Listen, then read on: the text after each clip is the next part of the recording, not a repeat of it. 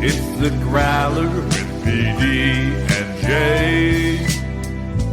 Here to analyze for you today. From Growler Bet to Jay's got stats. We hope you enjoyed this episode of the Growler Podcast. All right. Welcome into the latest edition of PD and J here on the Growler. Paul Dehner Jr., Jay Morrison, here with you on Dark Tuesday. I don't know. It's all dark times. It's all a bit of you know what today is, Jay? We make this joke often about this show and how we try to be here for all portions of Bengal life. It's therapy couch day. Is it though? Is there anything we can say to make people feel better? No, but sometimes you just got to talk it out. Yeah. You know, sometimes you just need to know we're listening. We're here for you. We're going to try to talk it out. We may try to find some humor.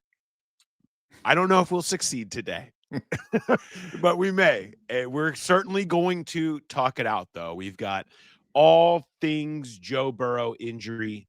Mo is going to join in a little bit, and we're going to talk a little bit. I didn't need to go into a bunch of questions and topics and notes in the rundown today for when Mo comes on. I just have Burrow, malpractice, discuss in the Mo Egger section on the rundown today. that should get us. That might fill 3 hours. I was just going to say that'll at least get us the whole segment with Mo. No question. So we've got a lot we're going to get to there. Of course, we'll have Growler Bet. Jay's got stats. Some positive stats. Jay, you're bringing good news on stats this week. They're not sad stats. Trivia, ARBIES, plenty to get to. Our Camargo insurance run, pass, or boot. We'll get to that as well in a little bit. Let's start, though, with the basics of where things stand from a news perspective with Joe Burrow. So Burrow he needs surgery on his turf toe, his big toe, torn ligaments, minimum 3 months he will be out. That is, as I think has been outlined most everywhere, an optimistic time. True best case scenario timeline is, mid-December. Traditional, more than likely, is that his season's probably over. I think that doesn't mean, and again, I think no timeline from the team. Zach Taylor speaking yesterday, not wanting to get into timelines yet. They haven't even had surgery. So that has not happened yet. They're still trying to get through the base. So until you get through all of that, and they're not going to want to go putting out specific timelines by nature of having been through this before. Green, AJ, Zach Taylor's first year, eating timelines that you put out there because it's what you're told. Have not done that officially yet, but I think we know that that's essentially where it stands. Is there's a good chance that Burrow's season is over, but the best case scenario, one where he could return in mid-December from this surgery. Yeah, there's a couple things that if he does, I mean, that's just able to play again, and then you coming in the cold, would that even be an option if he is able to come back late in the regular season? And then the thing that I'm really curious is how do you rehab turf toe? Like how do you rehab that foot injury? I don't know how you get that ligament stronger other than just walking around and in regular life. There's not a lot of exercises for toes.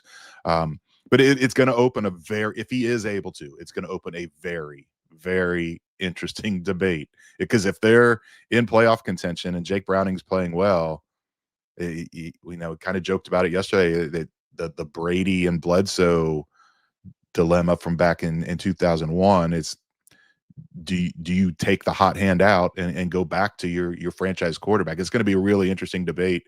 But I'm with you. I think that is overly optimistic. This is not something that another quarterback has dealt with before. They're kind of going into recently, I should say, they're kind of going into the unknown here. And 3 weeks is or 3 months is the bare minimum. It feels like there's a chance we don't see him till 2026. Yeah. Unprecedented is kind of a word that was used where you see, I mean, maybe 2% of people that have turf toe need surgery. I mean, this is truly as bad as it could be. And again, just like we talked about with the wrist injury, where no quarterback in the NFL has really had this or had to come back from this.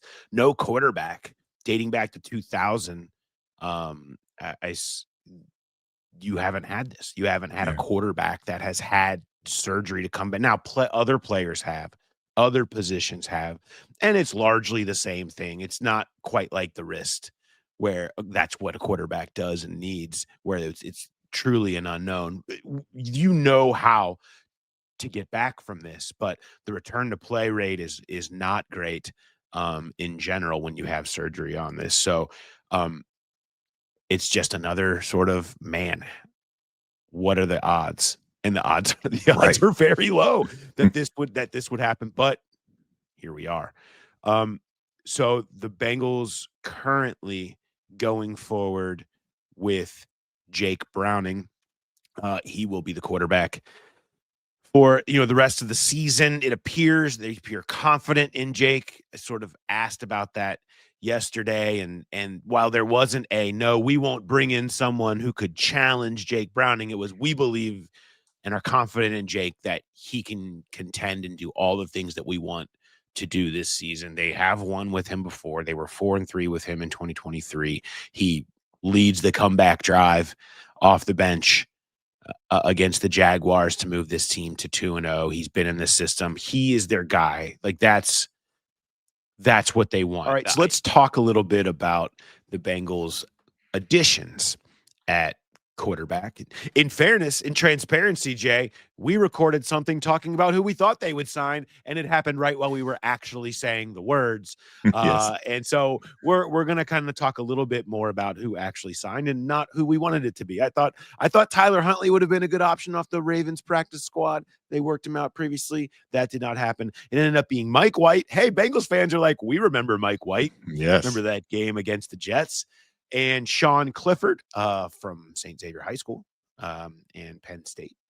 And so you end up with Mike White and Sean Clifford coming to the Bengals practice squad, joining Brett Rippon, who is already here. Very similar styles. I would say they all feel like they kind of fit the Zach Taylor style a little bit here. The get completions processing type quarterback. Yeah. And I mean, Mike White has obviously had huge gain. I don't know if his signing is going to make Bengals fans happy or mad, because this is another instance that you talk about that you play well against the Bengals and they sign you. Sheldon Rankins had the huge game with the 3 sacks for the Texans. They go out and they sign him. That didn't work out too well. Geno Stone intercepts Joe Burrow. They go out and they sign him. That hasn't worked out the best. And now they go all the way back to 2021 when Mike White, his first career start, throws for over 400 yards, beats the Bengals 34-31 in that game. I think he does kind of fit what we originally talked about, a guy that's played in this league. Sean Clifford is not. He's only played 2 games in this league. But I think Mike White would be the guy most likely to, depending on when it would be that he would be called upon, to jump ahead of Brett Rippon if anything were to happen to Burrow. The Clifford thing's interesting because you remember back in 2023 when Burrow was coming off the calf injury, there was real doubt.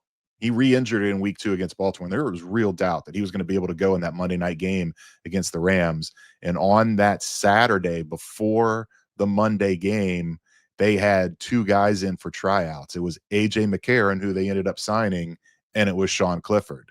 So they've had him in before. They've worked him out. There's something about him they like.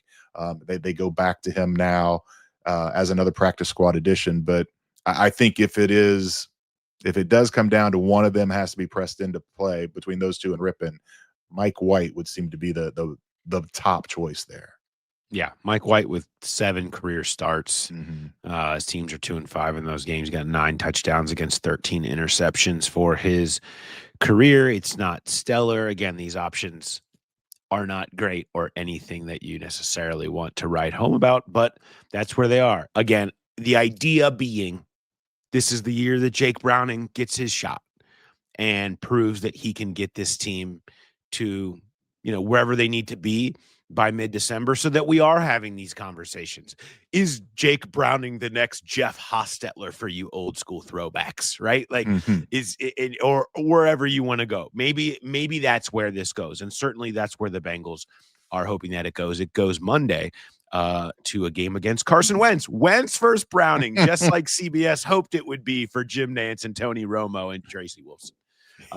So that is coming up Sunday, as JJ McCarthy has an injury and will not play this Sunday. Our next live show, just to remind you, is before the next home game, Bengals and Lions. That's a late window kick that day. So we will be going at noon at BetMGM. And Tom's Watch Bar down at the Banks had a blast at this past weekend show, gave away 2 tickets to that Lions game.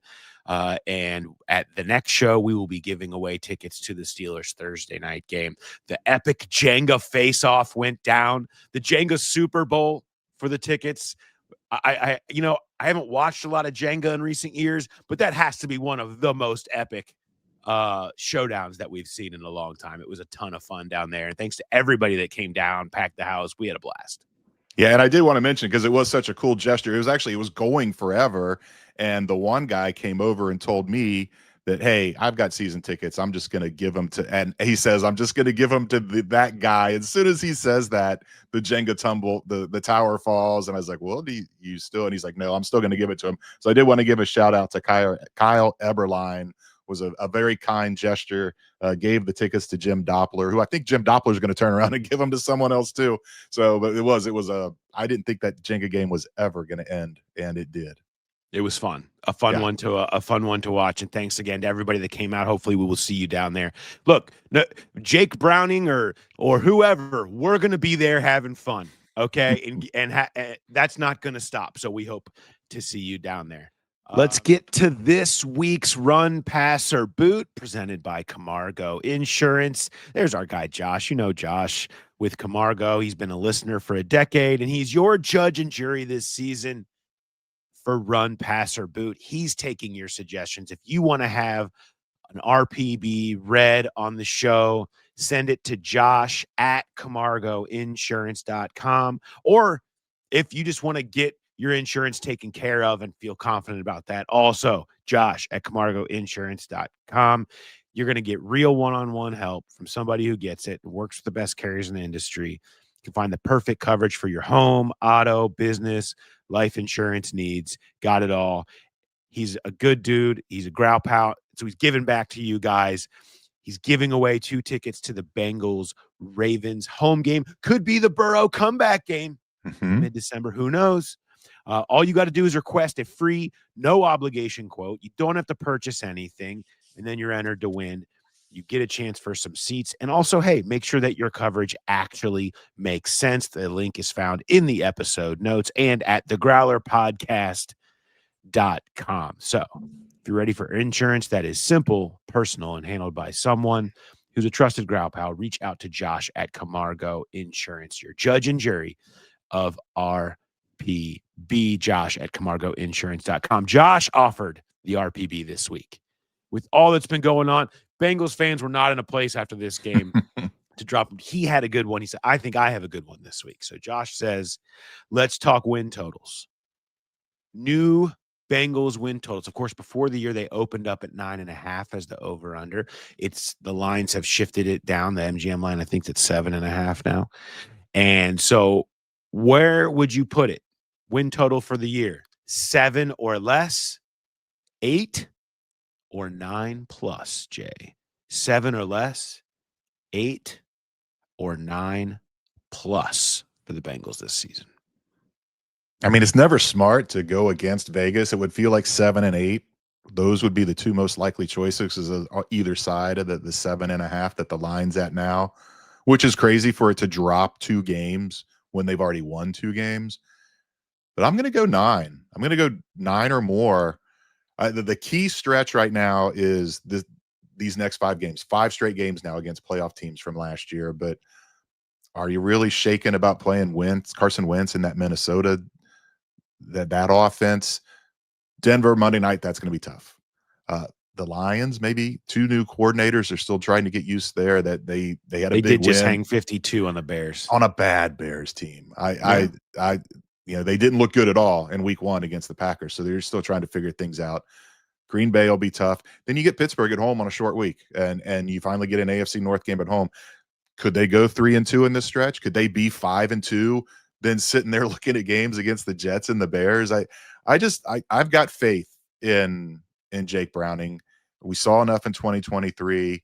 I think this is they're better positioned. He did that at the end of the year. Now you've got the whole season to kind of work into it and do what he does best and evolve. I like their chances of having another winning record this year and getting to at least 9 wins. I guess I'll pass on 7 because it could go south at 7 or less. And then just for the pure percentage point, I mean, 8 is a very specific number, so I will boot 8. Yeah, I think it's the most likely. I think it might be the most likely 8. I mean, because my problem with this isn't that Jake Browning can win games. I think their offense can be very good in the current setup. I think the problem happens when the normal NFL problems start happening, when the attrition happens around Jake Browning. And that's assuming Jake Browning's able to finish this season, okay? I'm going to tell you all the names that we just mentioned, those 3 names, one of those guys is going to play snaps this year. They're probably going to end up having to start a game. I mean, that's just the nature of the NFL. It just feels like it goes that way sometimes. When Jamar Chase is out for a game or a couple weeks, or T. Higgins has an issue and misses a month, or Amarius Mims or Orlando Brown gets hurt, I don't know that Jake Browning can withstand that as much as he can in the current setup. Yeah, where he's got all his pieces around him. What they do have on the line in front of him is there. Like, I think they can win plenty of games. And how much can this defense get better? I mean, you were kind of counting on the offense to pull you through this stretch a little bit. Now that's going to be harder to do. So I might run with 8, even though it's just a single number. But I will pass on 9+. I think I'm going to boot 7 or less. I don't see disaster. I think they're good enough to avoid disaster just because of the weapons that they have and what Browning has been able to do when he has played. I think this coaching staff can coach it up around them. But I'm going to start with 8 as the number and then pass on 9+. The attrition's a good point because but think about it. In 2023, Jake Browning went into Arrowhead without T. Higgins. I mean, he played a little bit in that game, but he got hurt the hamstring. He never came back in. They were leading the Chiefs, who went on to win the Super Bowl in the 4th quarter. So if it's one guy that goes down, I think Browning can withstand it. But if you, like you said, if it starts adding up, then you really worry about it. And it does over the course of seasons. Yeah, I mean, it's already obviously added up on this team quite a bit already. All right. Win Bengals Ravens tickets, people. You know you want to go. The giveaway form is in the QR code. It's at thegrowlerpodcast.com. It takes 2 minutes. You get a no obligation quote. You don't have to buy anything. And then you have a chance to see Lamar play. Maybe Burrow. Maybe the Burrow return game. We shall see. Your odds are great, so get those in today. All right, now bringing in our good friend and yours from ESPN 1530, who has had no problem filling the many hours of content that he needs to fill this week. Mo Egger, what's going on, buddy? I'm sitting here in my car, and I was listening to you guys do run, pass, or boot. But I figured while I was sitting here, I would sort of go through my middle armrest thing and clean out some stuff. I found 5 of the same pen. Wow. But also a bottle of Nature's Way Mood Lift. Oh. And it looks like there's about 20 of these remaining in this bottle that I got God knows when. I don't think you can overdose on Mood Lift gummies, but I'm going to try because I think the mood Today's needs that to be day. lifted. you may need to order a couple more bottles. In fact, there might actually be great business in just going around town distributing giant bottles of Mood Lift to people today in Cincinnati. Highly recommend that. Yes. On that note, let's just dive right in. Mm. Joe Burrow, malpractice. Is it that obvious for you? Yes. This is precisely the scenario that everybody talked about, that we got mad at everybody talking about in the run-up to the 2020 draft. What was the refrain that we got so tired of? They're going to ruin him. If he goes to Cincinnati, they're going to ruin him. Now, some took that in directions that made no sense, like, well, he's going to pull an Eli, or he should pull an Elway. Those scenarios were never realistic. But what fatigued all of us here was, they're going to ruin him there. They're going to ruin him. Well, if that's what you said, then take your victory lap, because that's what's happening. And people get mad at the Andrew Luck comparisons. I don't know how you don't make them. I don't know how you don't make them. And by the way, this is about the injuries, right? We're not having this discussion if Joe doesn't get hurt, but it's about the entire 5+ year experience. Last year, he played at an extraordinary level. The finest statistical season that any quarterback has ever had in a Bengals uniform. Better than two guys who won MVPs in their respective best seasons. He was awesome. They didn't even make the playoffs in an era where it's never been easier to make the playoffs. The pinnacle of the Joe Burrow experience, they put him behind perhaps the worst offensive line to ever play in a Super Bowl. Multiple dudes from that unit never again played in the NFL. Not because they were set to retire, but because nobody wanted them. So they're wasting them. Like, I don't know how you have any other take, quite frankly. This may take over the next 5 to 6 years. Maybe Joe Burrow comes back this season, plays great, Bengals make a playoff run, and then spends the rest of his Bengals career being a modern version of Brett Favre, where he plays in every single game. But to this point, like, I fully believe Jake Browning is going to perform at a fine level. Like, I saw enough 2 years ago to believe they're in good hands. As backup quarterbacks go, you could do a hell of a lot worse than guy who's been in the system, guy who's played and had some success, guy who's got Jamar Chase and T. Higgins to throw to. Like, that's pretty good. I fully believe the Bengals this year will be relevant, will be fun, will be worth watching. I am also going to operate under the assumption we don't see Joe Burrow this season, because why set myself up for more disappointment? But they're not winning a championship. And the idea is to win a championship while you have Joe Burrow. And every year that they don't feels wasted. Every year that they don't feels like a missed opportunity. And so there's no other take. Like, you know, we could play the blame game and point the finger and, oh, it's the system. And, you know, Joe holds onto the ball too long, which is stupid. And we can do that. But to me, it's just, I go back to what so many of us got mad at January, February, March, April of 2020, the narrative that they're going to waste them. Well, they have, and they are. And if you care at all about this franchise, I don't know how that doesn't frustrate you immensely. I also feel awful for Joe Burrow. And look, I certainly understand you're going to have people who go, don't feel sorry for him. He's got, you know, he makes $50 million a year. He's got a life that you and I can only dream of. Yeah, man. I cannot imagine what it's like. I cannot imagine what it was like on Sunday afternoon as he is sitting in the locker room or sitting in whatever room they're in where they tell him your toes messed up, after he finally gets through the normal offseason. He finally gets through the normal training camp. Hell, even the distractions that we feared were going to get in the way of him and the team preparing for the season ended up not being that distracting. Shamar Stewart came to camp early. The Trey Hendrickson thing really didn't become that much of a thing during camp.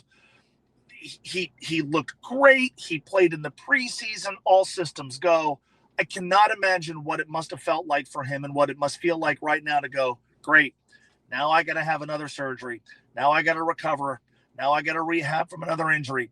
Now I have to maybe win the Comeback Player of the Year award a third time. I cannot imagine how mentally fatiguing and draining and disappointing that is. And I feel for him. I feel for because his career is becoming defined by injury and the failure of the team that he performs for and that he's the face of to protect him. I know there's a lot there. I know I talked too long, but it's maddening. And again, I don't know how you have any other conclusion other than those folks who said the Bengals were going to ruin him or waste him, at least right now as we talk this morning, have been proven to be correct. You mentioned it there, and the mentality part of it, and I think when you go back to 2020 when people were talking about they were going to ruin him, that's what they were predicting, was that they take two. they were going to need two for every break. They were going to ruin him because they weren't going to win, and they were going to beat him down with the losing. I don't know that there was any foresight back then that they weren't going to build a line to protect him and they were going to ruin him physically.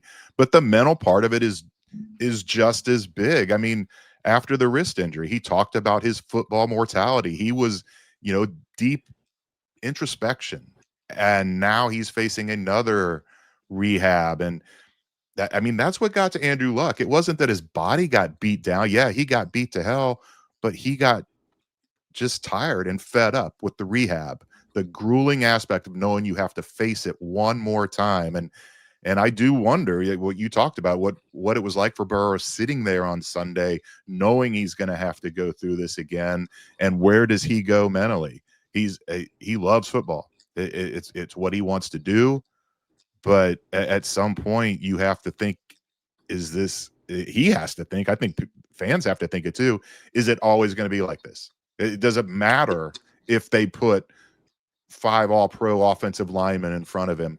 Things like this can happen anytime. The ACL against Washington, that's one play. He wasn't getting pounded on his knee over and over again, and then the ACL tears. The turf toe, there was no indication of it. One play, it goes. I think that's the big part of this, is everybody wants to focus on the injuries and the physical part, but the mental part is the real big issue here. I think part of the conversation here too is how much of what has happened to Joe would have happened to him anywhere. How much, because we have to do this. We have to play the blame game. I have a story up now trying to dissect the blame game and where responsibility lies. I mean, we have the accumulation of the hits obviously is a part of this conversation. It's a part of all of this. You have enough, the volume is enough, and one of them is going to do it to you. Understood. That's where this conversation probably starts and maybe ends. But also how much of this would have, the wrist snaps throwing a ball in the flat, right? Like that wasn't a play where he got hit. That wasn't something that hits had been building up on his wrist or whatever. Like he goes down in a normal quick game play and goes to the ground, and his toe ligament snaps in an almost unprecedented way for a quarterback. Like there's a lot of, we said earlier, like, what are the odds, right? That this stuff happens to Joe. And so how much of that is on the Bengals? The way that they handled the offensive line this offseason, to me, was the misstep. The first big misstep I felt like they have had with the offensive line conversation. The other part of this, in that respect, is that this is the way that Joe Burrow plays, right? I mean, he invites hits on himself. This is his game. This is what he wanted, right? He wants to play a game with all the receivers out in the route, 5 in front of him, put that on me. He wants to extend plays. He wants to be hero ball's a rough term for it, but he wants to play that game. They created an offense around that is the reason that everyone's so excited about it. It was the most prolific in football last year, right? Like they have created all of these things partially because of the way that he plays. And these injuries, the ones that have happened to him between the calf and the wrist and now this toe thing, like they're not exactly directly correlated to all the hits. Agreed. The accumulation, I'm not like saying that isn't what this is about here, but like, this is how Joe Burrow plays. This is what he wanted. He wanted T. Higgins and Jamar Chase, and he wanted to sign Trey Hendrickson. He wanted that as the options and the weapons at his disposal, rather than, what do you think $30 million would have gone towards if you don't give it to T. Higgins? Like, where do you think that money would have gone? It would have gone to helping solve the guard problem. Instead, they skimped on that. Could they have gotten around that? Absolutely. They failed there. They could have found a way to work. And the way they handled the guard situation this offseason is their biggest misstep since they started really trying to fix this seriously in 2022 in front of Joe. But a lot of this is the way he plays and wants to play football. It invites this. And so I just think it's so easy and correct to say, yes, multiple things can be true. The Bengals can have failed Joe Burrow, and Joe Burrow plays a style that this stuff happens to him. Both of these things can be true, and that's okay. I just think it's very convenient and easy to say Bengals screwed this up. Bengals ruined Joe Burrow. And it is true. But I think there's so much more to it. Where this is kind of how Joe Burrow is going to be no matter where he goes.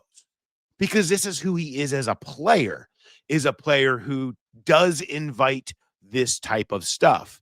That doesn't mean it's fair, all he's had to deal with. But it is a part of the conversation here, I think, that can get washed over because he is so great and magical when he does that stuff. So how do they fix it? Like, how does that get fixed? I think that's the quandary. I think that's the heart. That's the crux of the organizational issue right now is how do you base your franchise around Joe Burrow when the way that he plays and the player he now has been, this is following him the rest of his life. That 3 out of 6 years, this happens to you to start your career. That's who you are. I don't like using the term, but it is completely fair to call him injury prone at this point. And that's on him. He can't help it. It's on the Bengals for allowing that to be the case. Everybody's implicit in it. But the thing is, like, as you go forward, this is who this guy is going to be. And you have to invest in him. You have to guarantee him money. You have to give it a chance because when it's together, he can win you a Super Bowl. And if you don't have him, let me show you tape of the 90s Bengals, okay? So you don't want to be in the quarterback abyss. You have to base yourself around this.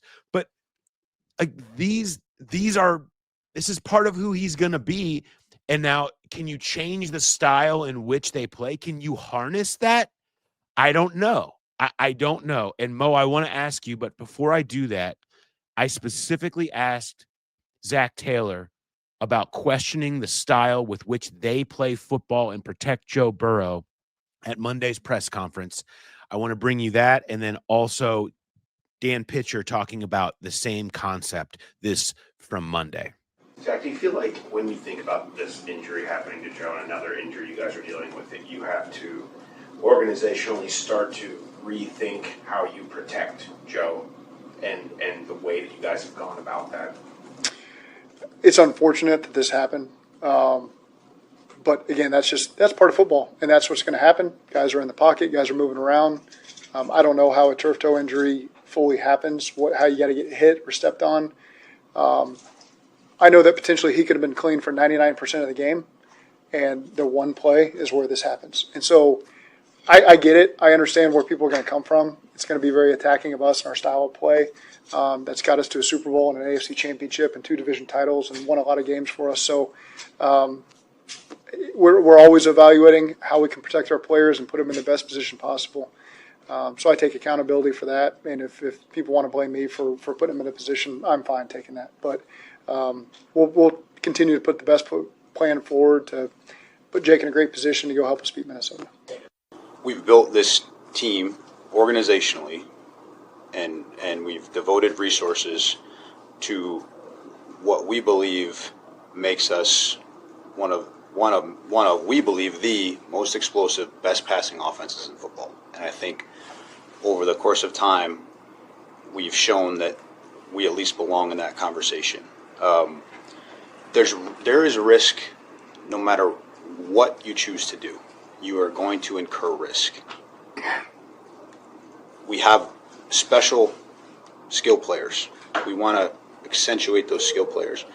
We've tried to do both things. How do we accentuate their skill set?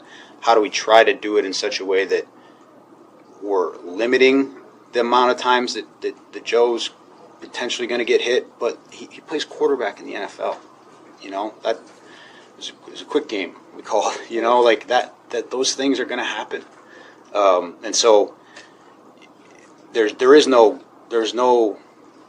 just one decision solves all. Like everything costs something. So we constantly think about these things. And again, I hate that we're in this spot. And we'll always evaluate and reevaluate and do it over and over again. But we can only make the decisions in the moment that we feel give us the best chance to win. What's your thoughts on that, Mo? I guess as I listen to Zach, my thoughts aren't so much about the 3 plays where Joe has suffered, for lack of a better term, catastrophic injury. It's that for a decade now, we have been talking about the Bengals having a below average offensive line. So, I could certainly chalk up what happened on Sunday and what happened against Washington his rookie season and whatever other injuries he's dealt with while playing the game. I could chalk that up to bad luck and just, it's football. If he was ordinarily playing behind a really good unit, yeah, you could play behind the best offensive line in the sport and something bad could happen. Ask Andy Dalton, right? Trying to make a tackle on an interception during a season where he played behind a terrific offensive line. But they don't have a terrific offensive line. So when Joe is hurt, we blame the offensive line. But when he's healthy, we wonder, is there a limitation to what this franchise can do because of their offensive line deficiencies, which predate Joe Burrow, predate Zach Taylor, predate strike technique Scott Peters, predate any other offensive. Like, this franchise has had a hard time with offensive lines for a while, and so we can make it about Joe's style of play, worth examining. We could attribute some of what they've dealt with to just the nature of the sport, fair.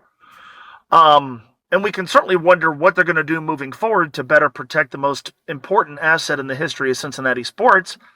I think, though, God, you know what? This isn't the first time we've talked about the Bengals offensive line. Like, Joe could have gotten through Sunday's game, could have suffered no turf toe injury.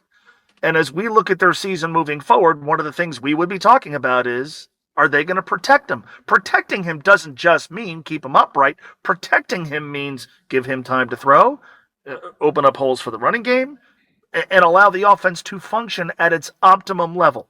Now, Joe was so awesome last year that he sort of cut through how bad that offensive line was, but it wasn't great last season. And I can't help but wonder, what does last year look like if Joe, as great as he was, plays behind even an okay offensive line? So, I don't make it so much about, well, golly gee, Joe got hurt behind that line again. The line always stinks. Again, look at the Super Bowl, the pinnacle of the Joe Burrow experience. What do I remember most? Those 5 consecutive drives where they couldn't block anybody. When I think of last year, an MVP caliber season, defense stunk, offensive line not great. These have been common themes that cut across quarterbacks, coaches, offensive line coaches, coordinators, you name it. For a decade now, we have been talking about the Bengals needing fixes on the offensive line. That doesn't seem to me like it's going to be changing anytime soon, and that's independent of what's going on with Joe Burrow's toe. I mean, you ask, how do you fix it? Can they fix it with Right. the money they sunk into T and Jamar? Sure. I mean, you're getting Trey off the books after this year, and I mean, it's going to come down. A lot's going to be on Scott Peters, and they're going to have to attack the offensive line earlier in drafts. But do you trust them to get those right? No. It's will Joe Burrow ever be not injury prone? Will this team ever have a good offensive line? Yeah, and and the whole thing about how Joe plays, number one, it's very understandable to revisit where they put their money this offseason. We did it in real time.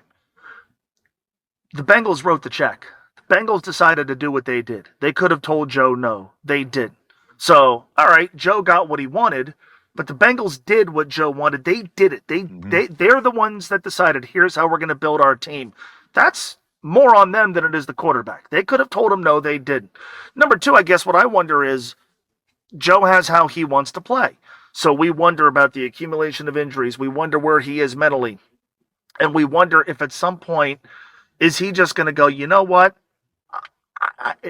It's got to be better somewhere else. Like if he has in his mind this, here's how I'm going to play, here's how I want the offense to function, like is trying to figure out the best way to put this, like, does he say to himself, like, it ain't me, I'm not changing how I play, I want to change where I play.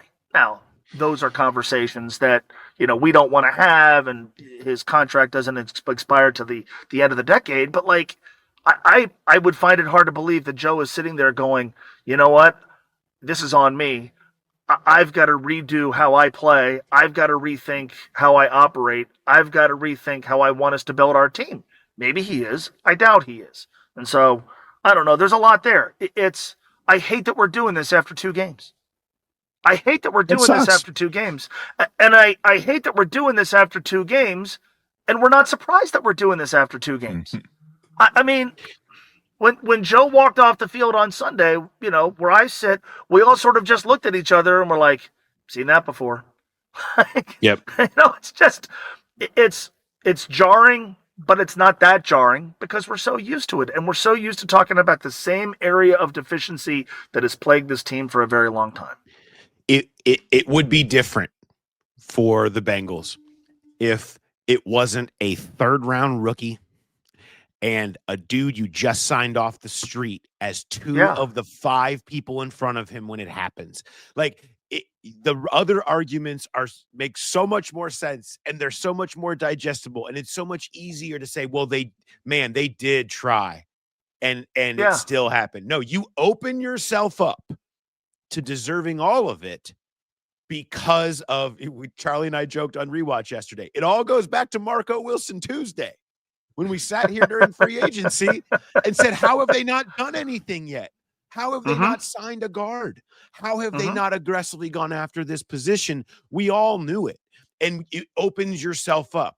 A 3rd-round rookie and a dude on the street were the 2 of the 5 people in front of him when it happened. That is where the Bengals have failed him this time. Because I look back to between 2022 when they opened up free agency with Alex Kappa and Ted Karras, and they had the time with Riley Reif, and they had the time with Lael Collins, but they were spending the stopgap, and like they draft Amarius Mims with a 1st-round pick, and it feels like they're taking it seriously again. They were trying to develop Cordell Volson, it felt like they were taking it seriously to have the interior protection, and then for it to come this offseason and just be like, no, I'm sure the 3rd-round guy will be okay.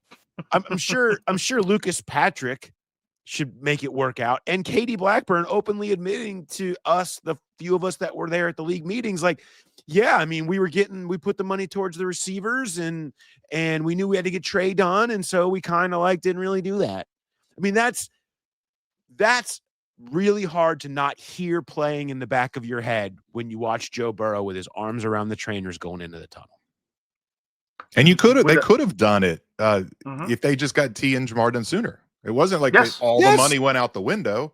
Or trade Trey and be proactive. Yeah. Like any of that, literally any of that, have a plan and execute it. And I can't blame Joe Burrow for that. I'm sorry. I know he got what he wanted. They could have told him no. They could have gotten creative. They could have said to Joe, let's compromise. We'll give you T. We'll give you Gesicki. We're going to trade Trey Hendrickson. Joe emphatically made a statement about what he wanted in regards to T. Higgins. What do we think would have happened had they said, Joe, we appreciate your input, but we're not going to do it? If you want to make it about, well, they signed T, that money could have gone to a guard, but they signed T because Joe Burrow was going to throw a temper tantrum if they didn't. What if they would have said to him, Joe, we love T, We know you love T. We're going to take that money and we're going to throw it into our offensive line. Joe might not have liked it. It's not what Joe would have said. It's what Jamar would have said. Remember, okay, that became a package deal. That became an explosion on the Jamar Chase situation. That they had to be together. And so what is the fallout from blowing that up? Yeah, maybe. You know what I'm saying? Like that's sure. part of that. But there's other ways. I mean, there's other ways to get around it. You know what I mean? Yes. Basically, at the end of the day, I refuse to subscribe to the belief that because of how they chose to build their roster and the players they chose to invest in, that meant they had to go absolutely bargain basement on the offensive line. And that's not entirely fair to Dylan Fairchild, who may prove to be a very good NFL player. But and okay, if it's, well, hey, this year, this is what they had to do on the offensive line because of where they chose to throw their money. What about all those years where T and Jamar were playing on their rookie contracts?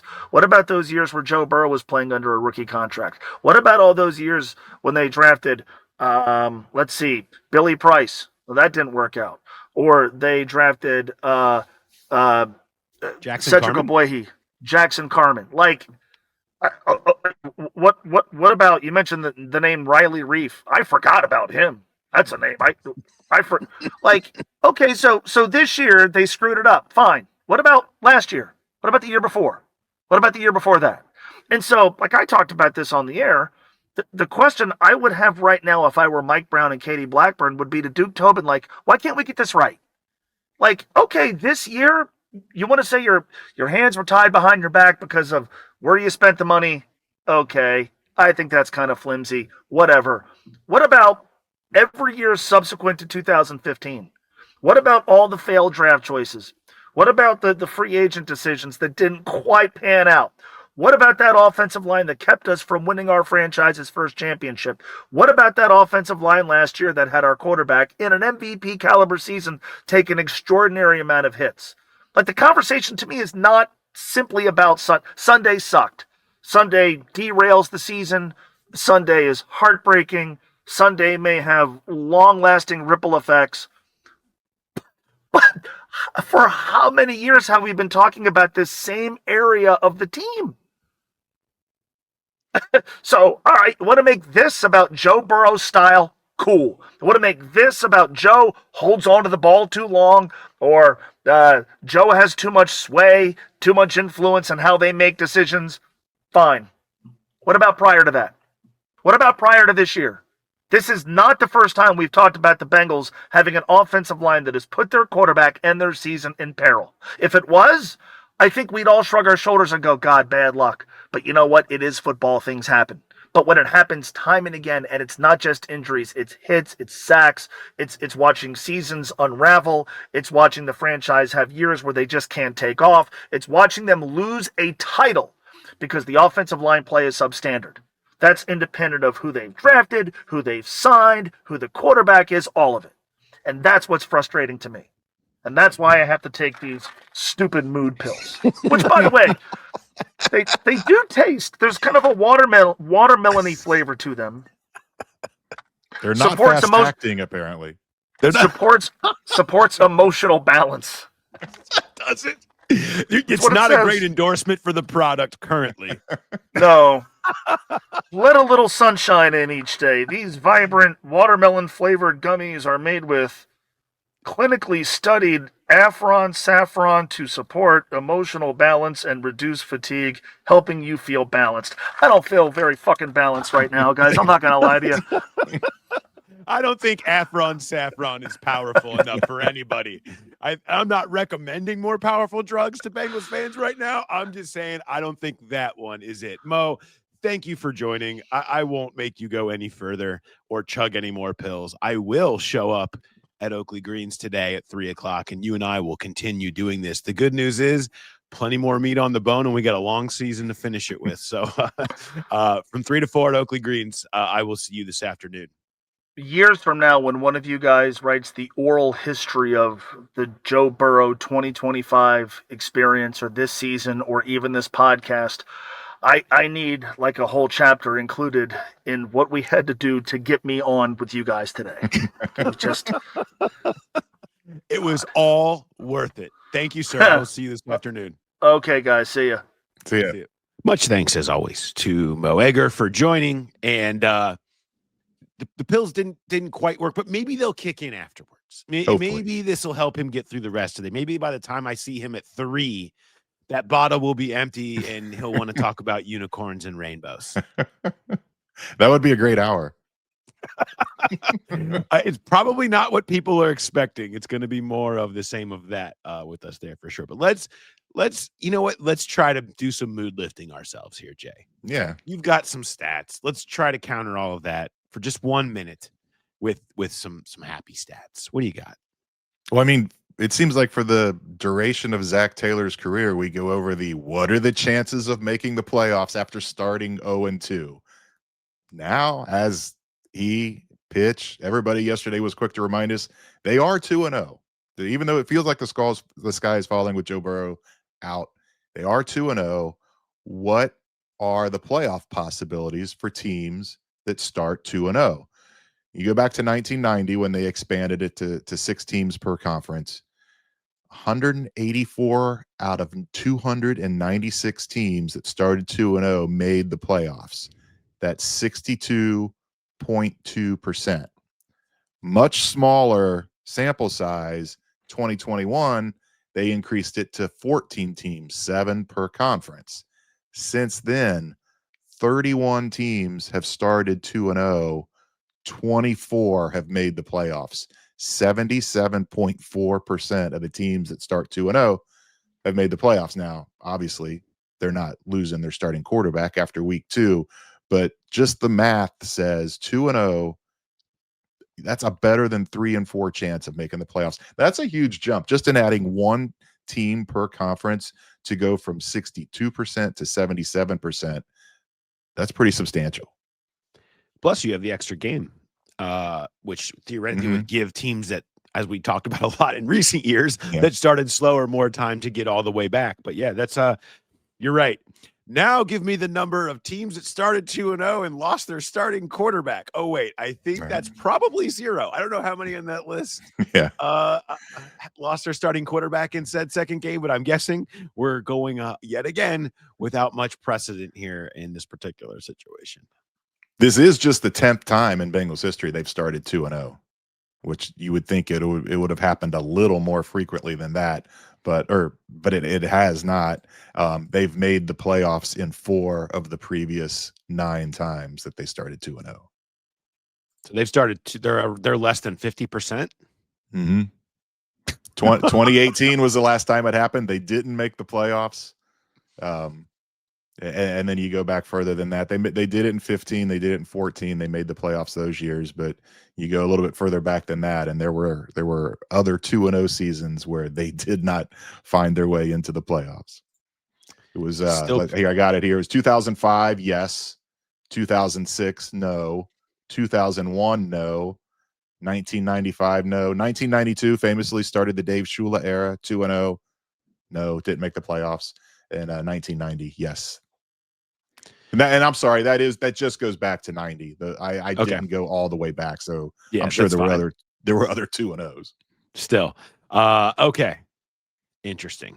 Let's see. Let's get to the growler bet real quick. Yeah.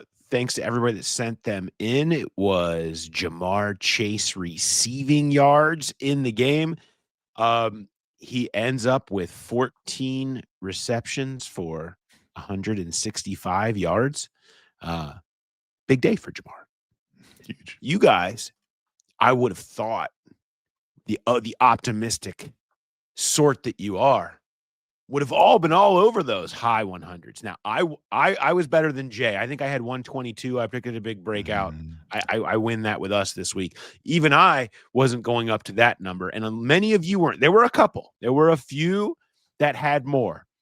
Notably and predictably, you people, there were 3 that had 169 yards as the guess. Well, guess what? So close. Oh, so close. Not quite. I appreciate your consistency. It's great. It's great to know that you're still there. But no winners this week. A couple of shout outs to some subject headers that made me laugh. Andrew White, Coco the Growler Bet, playing off my Seinfeld reference to the Seinfeld where George wants to be called T-Bone. And instead he ends up getting called Coco the Monkey by Kruger. It's a great one. Thank you for that, Seinfeld. Anytime you go deep into the Seinfeld deep cuts, I'm in.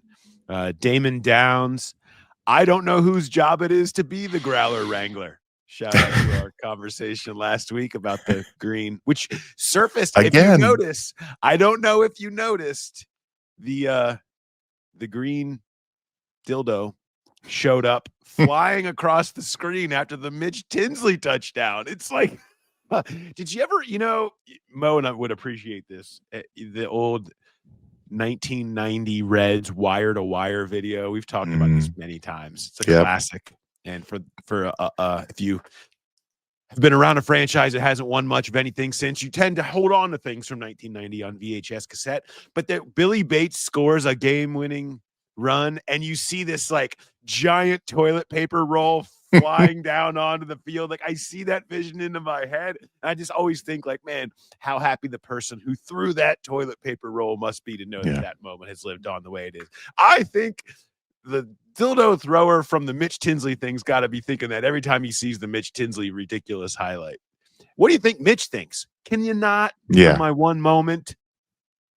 Stop doing this, people. At least they've gotten more responsible, because when they threw it in Cleveland, it was in the middle of the play. The players almost stepped on it. This came in after he had already made the catch. But think about that. Your first career catch is a one-handed touchdown and a green. It almost makes it more memorable to have a green dildo to be part of that. Unbelievable. What is going on? John Harth, you can't effing growler me. Nice callback on that. And then, of course, yes, Nick Camilleri, for the safety of the players and staff, please refrain from throwing green growlers onto the field. I appreciate that. You guys seem to enjoy that ridiculous conversation from the other day. Thanks to everybody that has entered. Look out for the next Growler Bet. I gave out a Growler Bet. I gave out a Growler Bet winner at our show at BetMGM this past weekend. So come on down to the show. Let me know you're coming ahead of time. That's very helpful, and I'll make sure I have you set up to get you taken care of when you come down there.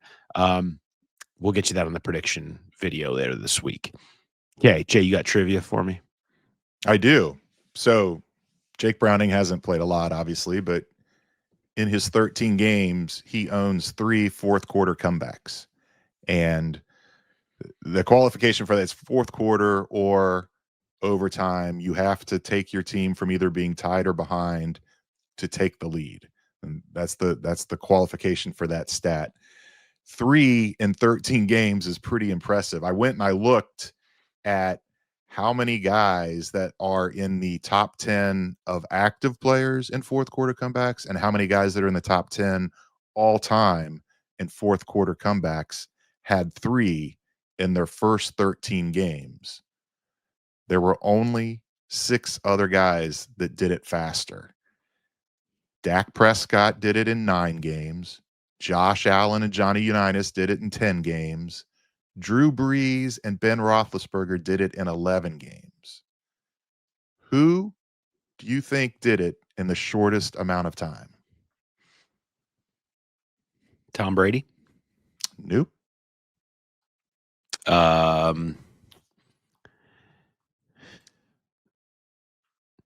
Brett Favre? Nope. You have already referenced this player once on the podcast. What? Who is it? Andrew Gregory Dalton. Andrew Gregory Dalton? He did it in 8 games. He could have had 4 in the first 8 if he hadn't got hurt in that first game of his career, and Gronkowski came in and threw the game winner to AJ Green. But yeah, he had 3 comeback wins, 3 fourth quarter comeback wins in his first 8 games. Now, there might have been other quarterbacks that had 3 in their first 5 games, but I didn't have time to look at every. But among the 20 that are at the top 10 all time and the top 10 active, he has the shortest span to get to 3 comeback wins. Unbelievable. How about that? Andy Dalton. he is a trivia answer to so many trivia questions, man. I'm telling you what, it's unbelievable. All right, and no Andy coming back yet. No. Not giving up hope, Jay. Not giving up hope. All right, Arby's. You got any Arby's for me? Yeah. So walking into the stadium yesterday, I think most of you guys were already there. I was running a little late, and I come walking through the parking lot, and I see Jeff Brickner, the travel secretary, in the parking lot with Jimmy and Robin Burrow, and they're just having a conversation. I think they were there to drive Joe home. Just they're usually pretty happy people, and just the looks on their face. And I just gave a quick wave. I didn't want to talk, and it looked like they weren't in the best of moods. And it really kind of brings home the point of the human side of this, and how disappointing and crushing this is for Joe, for his family, for his friends, for all that. It felt like around the whole stadium yesterday there was a pall. It felt like a losing Monday. Like you didn't feel like they were 2-0. You didn't feel like they had just won 24 hours earlier, and then seeing Joe's parents there just really kind of drove home that point. Yeah, I mean, at one point during Zach Taylor's press conference, he goes, "We are 2-0, right? We're 2-0." Yeah. And it's like, yeah, I guess. But it's like, it's the same. Would you rather be 2-0 without Joe Burrow, or 0-2 with Joe Burrow? I mean, Yeah. it's like it doesn't. I understand from a coach's. Here's the thing about that. I was thinking about this the other day. From a coach's perspective, they deal with piles of crap every day. Every day they're there, it's a new fire. It's not one new, it's like 10 new fires every day. They're used to it. What's today's problem? How are we going to solve it? That's life as an NFL coach, coordinator, whatever. So this is a massive fire, right? This is a massive problem, but they're also in season mode, and they are like, look, we are here trying to solve a problem. And we're here at 2-0, knowing we've solved 2 problems so far this year, and we're working on how to go forward with the third, and that's all you can do. And the other thing is, because Dan Pitcher was bristly with us yesterday, not in like an antagonistic way towards us, but just like you can tell a focus and a defense, I think, in a lot of ways of everything that's going on. And for him, think about this. Brian Callahan got passed over despite the Bengals being really good for a number of years and being the Super Bowl and NFC Championship game or whatever. No one even gave him a look. And Dan Pitcher didn't get an interview last year, despite putting together an offense that took off and utilized all its parts, and Joe Burrow put together an MVP season and all of that. Callahan got hired because of what he did with Jake Browning. Not totally, but in part. Big part. You took that piece and you found a way to go 4-3, and Browning looked good, and he completed 70% of his passes. And then you can point to what you also did with Joe Burrow and the ability to adjust on the fly. He felt like a guy who's like, watch what I'm about to do with Jake Browning. And knowing that this could be his moment. This could be his chance to make his pitch for his job with Jake Browning. And knowing that it has happened before. And I am saying that for him. He's never said that to me. Right. This wasn't a thing. I'm not delivering some message. It wasn't from a private conversation. This is me saying that, but you could understand that philosophy and feeling that way. This is a moment to prove who you are as coaches. You can take Jake Browning and go win games and win plenty of them and make him good and have him have a good year. And you're not going to let some devastating thing get you down. This is how coaches coach. This is how they're made, And so I get the attitude they come from. We're 2-0. We're going forward with Jake Browning, and we're going to go win some games. That's how they have to. I also understand how fans are made, and they don't going to view it that way or feel that way, and they want to be mad. And that all of those emotions are fine. Anybody can feel however they want to feel, but I understand where they're coming from when you hear that in their voices yesterday. Yeah, and it's a chance for Browning too. He's making $1 million this year. if he's got a chance, although no doubt. Forget what he's making this year or what he's ever made. He has worked his whole life for this. yeah, His entire deciding not to quit on football way back when he got cut by Minnesota and sticking around in the practice squad and maybe he hoped he would get traded at some point and what everything he does every offseason to keep trying to get better, sticking with believing in the dream. This is it. This is Jake Browning's chance to show what I think he clearly believes. I am a starting level quarterback in this league. And I'm going to go prove it. And he's got Jamar Chase and T. Higgins and company to go do it with in a place that he's very familiar. He can't ask for a better opportunity to prove he can be a guy. If he can go do this and be pretty good for this season, he will be in the NFL for the next decade. The damning thing is he will still be a restricted free agent in 2026, so he's not going to be able to quite break the bank. But it wouldn't matter though. He would still have the tape. Yeah. He would still be able to say that's who I am. And that will be worth a lot. Yeah. It might give him a starting job without question. All right. Great stuff today, Jay. Thanks to Mo for joining us and taking mood pills and trying to power through, even though they didn't work. We will have much more coming your way. This week, we'll have the preview of the game against Minnesota. We're going to be talking with Alec Lewis, who covers the Vikings for The Athletic.